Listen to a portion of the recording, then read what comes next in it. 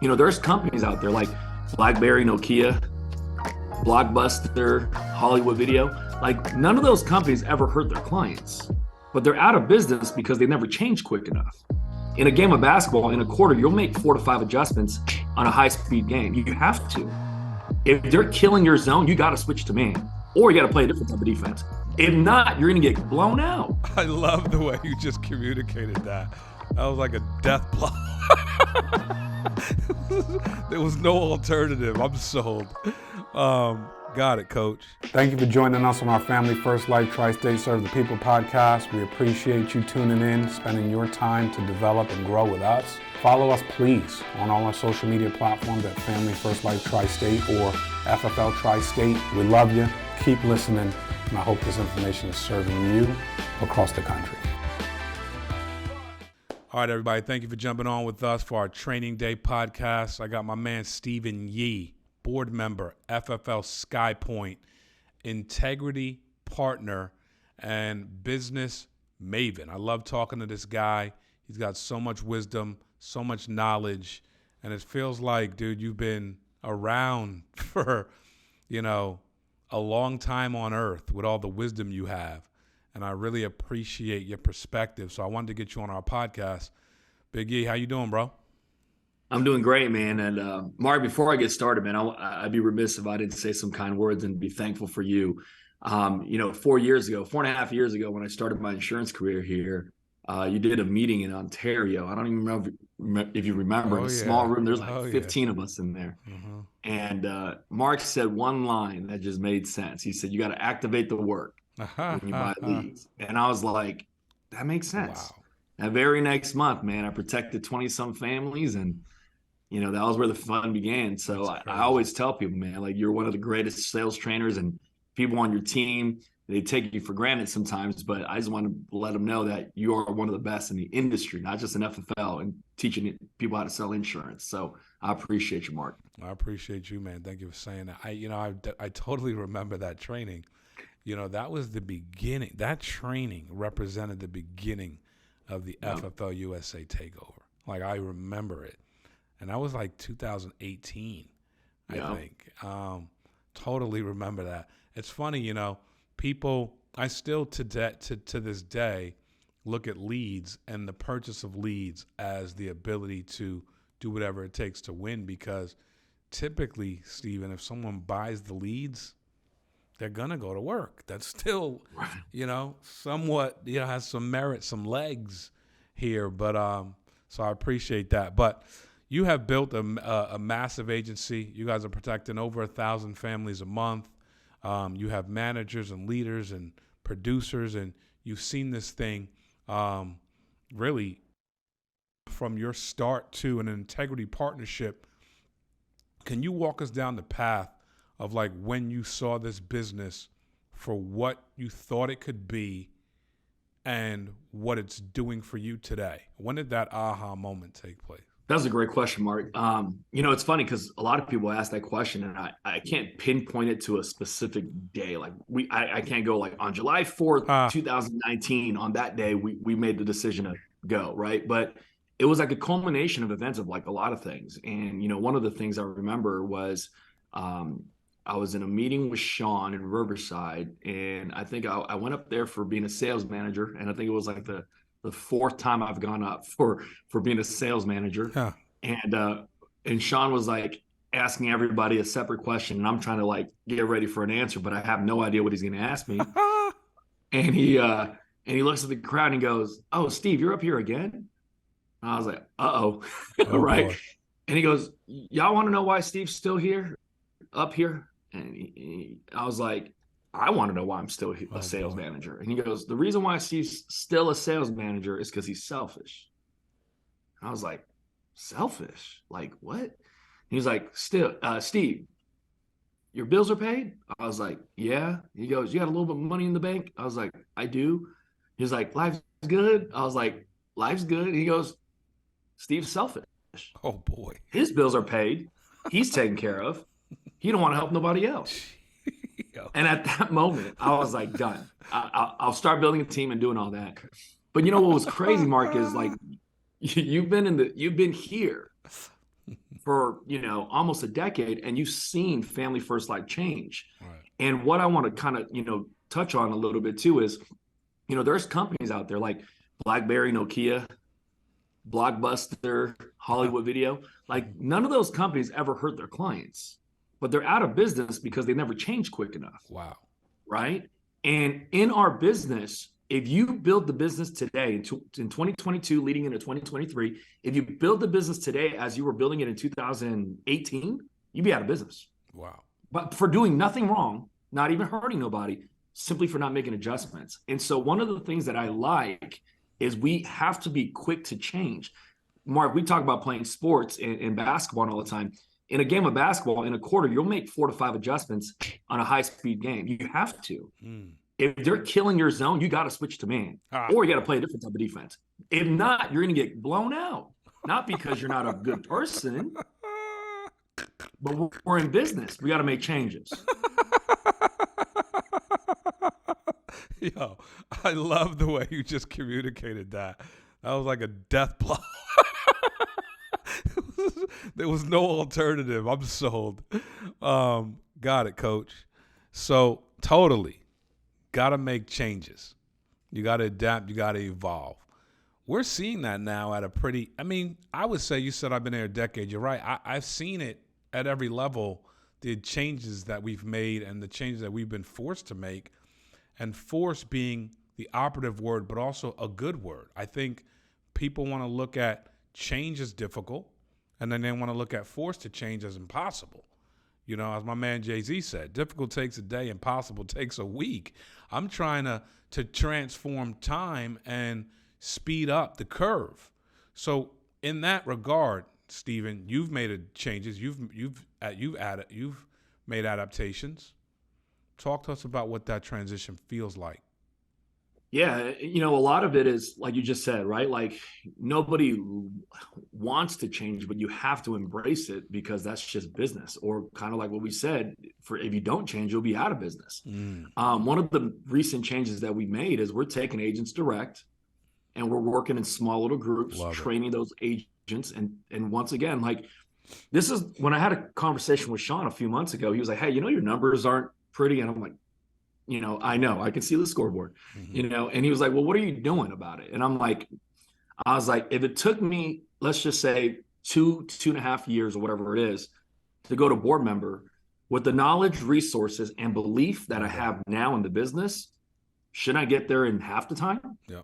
And so, like, what I'm doing now, Mark, my game that I'm playing, if you actually look at my whiteboard right here, it says Skypoint open line volume 1 million by December 2023.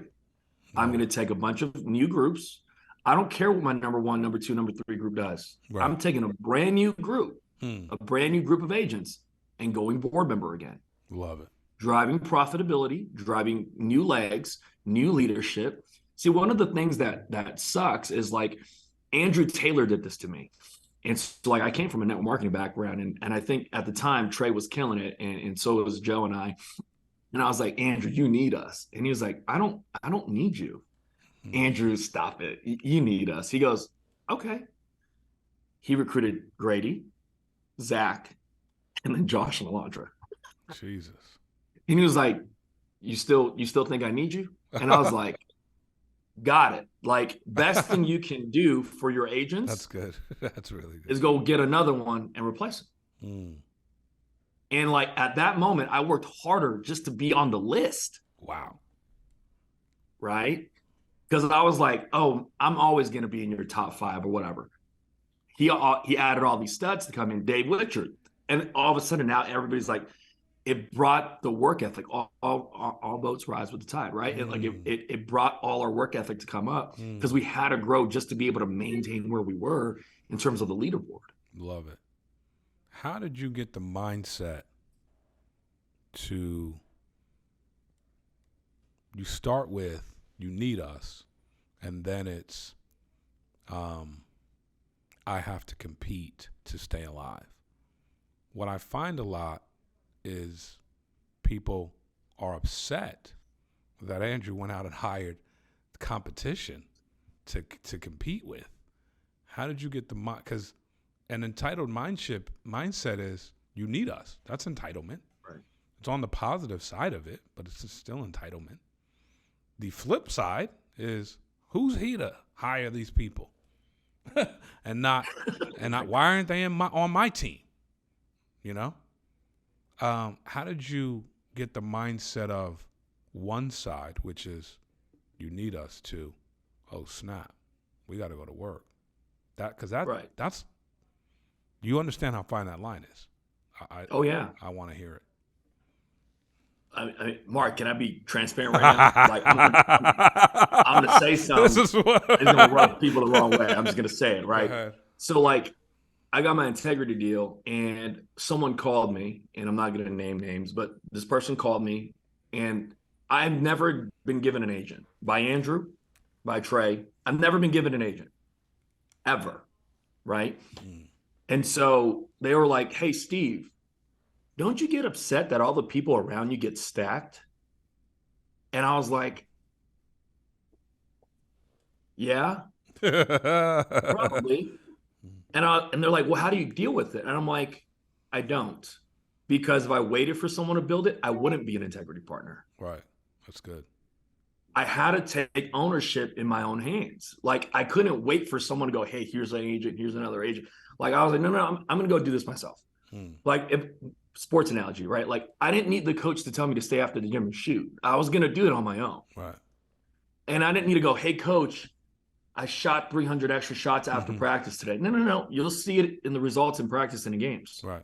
That's good. I'm not big on working loudly. I'm just going to let the numbers show. And that's where the fine line was. Like, I was like, oh, wait, these guys are coming. Like, we could see the leaderboard. And that, especially when we were publicly posting them at the time, I was like, oh, wait a second. I'm going to drop out of the top 5, top 10, whatever it is. And I was like, got to get to work. And it wasn't like, a lot of people, they play the comparison game. And I'm not saying that I enjoyed doing that, because I was always like, there's always different, stories behind the stories. But at the same time, the competitive nature in me was like, there's a top 10, and I'm going to put a target on everybody's back, and I'm going to try to get them. Love it. Like, that's what we did in sports. Every year, preseason, the newspaper would go, hey, these are the top 10 teams in the Valley.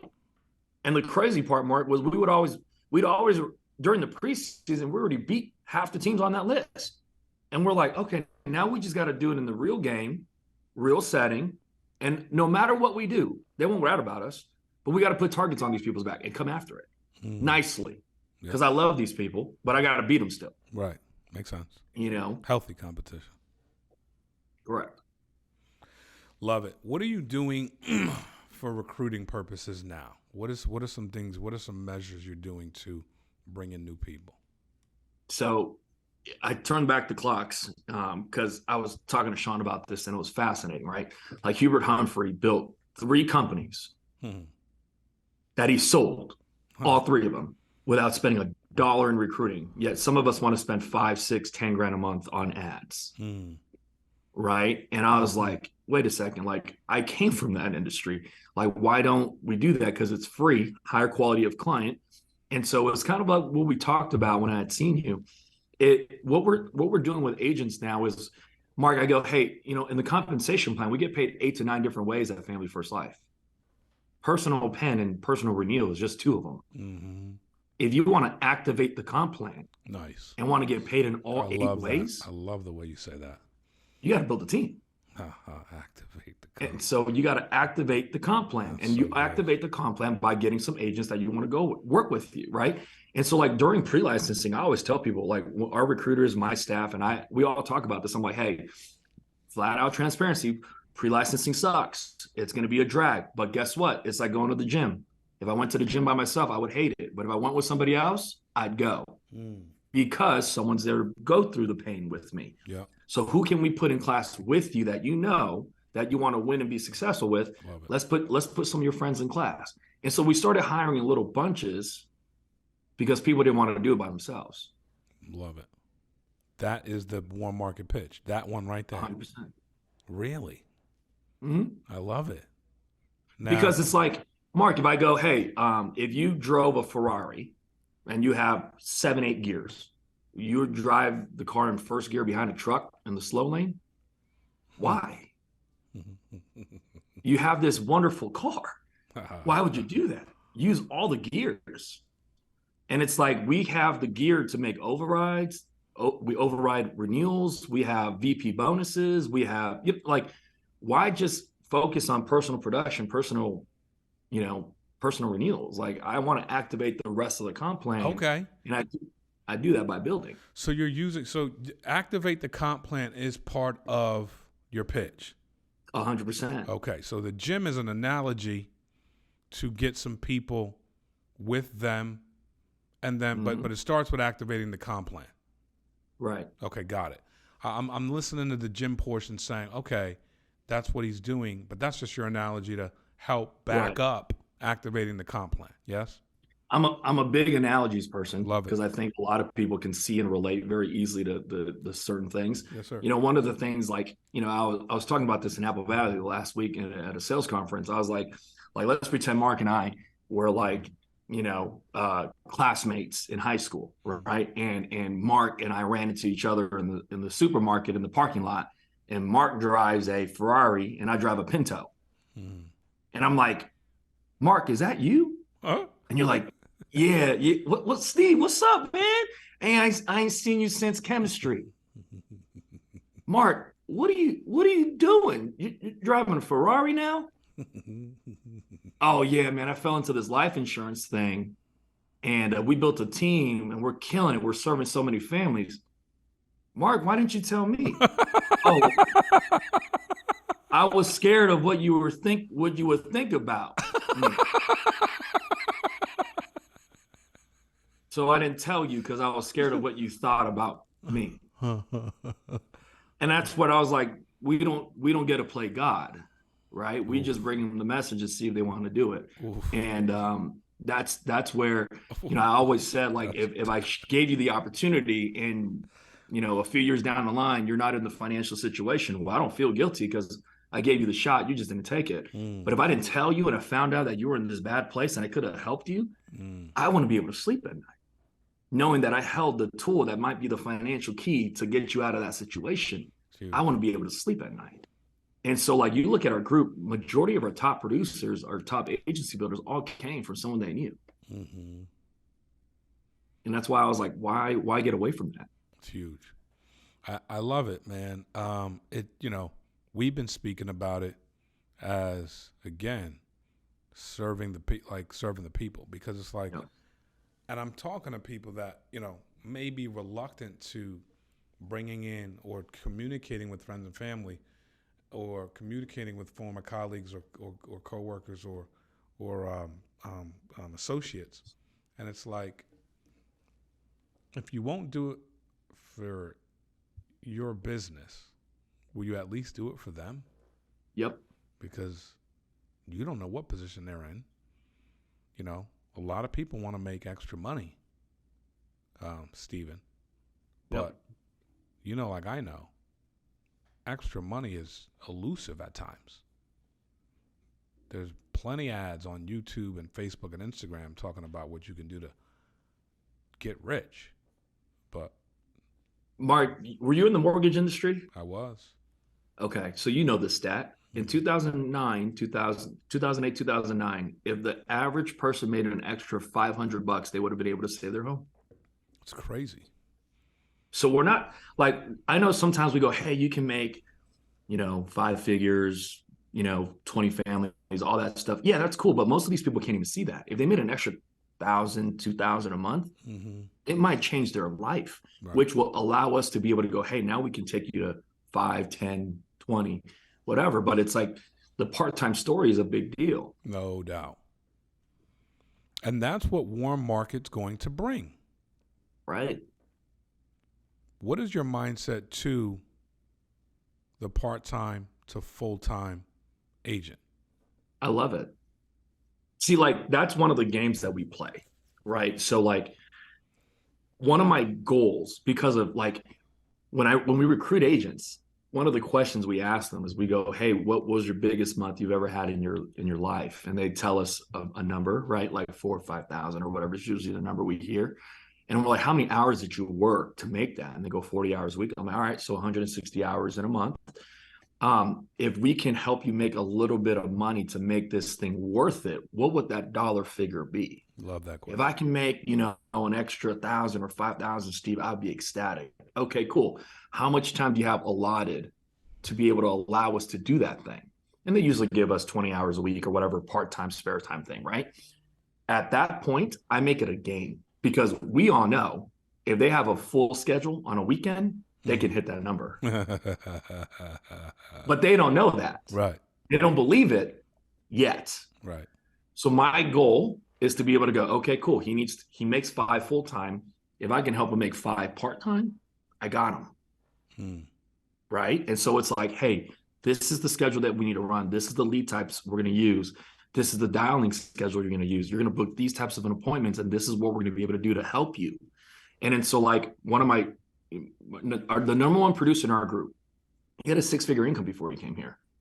He had a wife, had 2 kids at the time, and now he has 3. And he was like, I would never tell someone that had a 6-figure income to quit their job. I think that'd be foolish, right? And so I was like, hey, just give me your weekends. Give me your nights and weekends. And if it didn't work, you wasted 7 to 8 weekend days out of 365. Whoop-de-doo. But if it did work, you might have a life-changing opportunity in your hand. Nice. So we did. We put it in this plan that we're like, hey, Thursday night, Friday night, you're going to book appointments for Friday or Saturday, Sunday to run full days. His first month, he protected 20 families part-time. Second, 25. Third month, 30.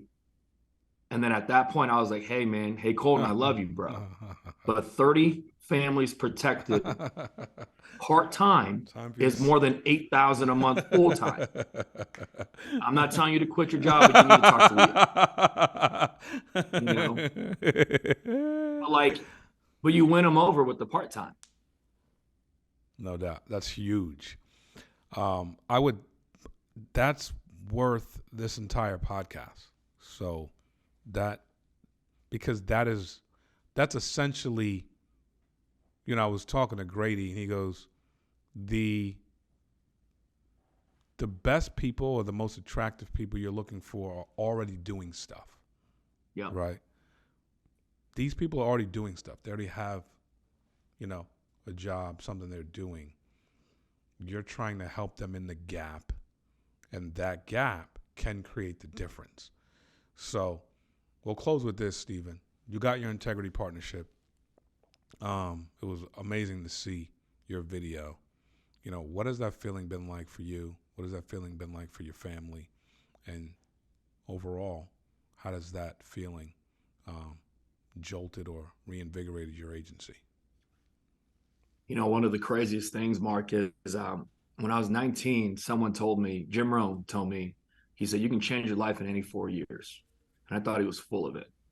He said, you can change your life at 60 to 64, 30 to 34, 18 to 22. In any 4 years, you can change your life. I thought it was just a quote from a motivational speaker. What was fascinating was when we closed the deal, we were 4 years in through FFL. Wow. And watching, my wife and I took a step back, because when they came to film the video, we were taken, because we were babe, 4 years ago, we lived in a 900 square foot apartment in Chino Hills. Wow. Now we have our home with the pool and basketball court. I didn't do this. God did this. Amen. I was just an instrument. And I was just I started taking a step back, wait a second, the things that I thought I wanted when I was 28 and broke, and I'm are not the same things that I would even want now. It's funny. And I say that because everybody always talks about the financial blessing that you get from having an integrity deal. The blessing that I got the most, Mark, was the person that I became. Wow.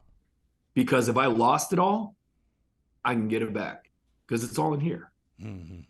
It's one of those things that I'm humble enough to know that God gave it to me, but I'm hungry enough to know that if I lost it all, I can get it again. That's strong. And so we're blessed. I mean, like we've never been in a position where we have a salary like the way we do, to the point where all the bills are on autopilot. We don't have to worry about that. We get to live life. Like I remember jokingly, like I tell this story, like when my wife and I started dating, we went on a date night, we would order from right to left. We would look at the price and then see if we wanted the food. Now we can go, right? Now we can go eat and go, hey, what do you want? It doesn't matter, because we want to enjoy what we want to enjoy, like little things like that. And that was like the biggest blessing, and it's jolted our group, because a lot of these guys saw me when I was 4 years ago, broke, still living with my mom, trying to get into where I'm at. That like, it was validation for them to go, dude, like we didn't find this guy on YouTube. I've known Steve for 5 years, 10 years. I remember those days. And so it's kind of like, I'm blazing the path for them to follow. That's boss. What a great feeling. Congratulations to you and all your success, your agents, your family. Just amazing. It's an honor to be business partners with you. And let's keep running the score up, bro. I love it, man. Thank you, Mark, for having me. And once again, man, you've been very instrumental into our success. Although, we don't communicate very much, but it's like, I tell people this all the time. You're just trying to find one or two things that someone says that you can put into your business tomorrow that can change it. And I vividly remember the activate the work part, because I was like, I ain't working. And so, little things like that you can hear and learn and implement into your business that can literally change it. And so, Mark, you've been instrumental in our group, in our growth too. So I appreciate you, man. Thank you for having me on. And like I said, I enjoy working with you guys and everybody here at Family First Life. My man, Steven Yee, FFL Skypoint Training Day Podcast. Love y'all. Keep listening. God bless. Thank you, Steven.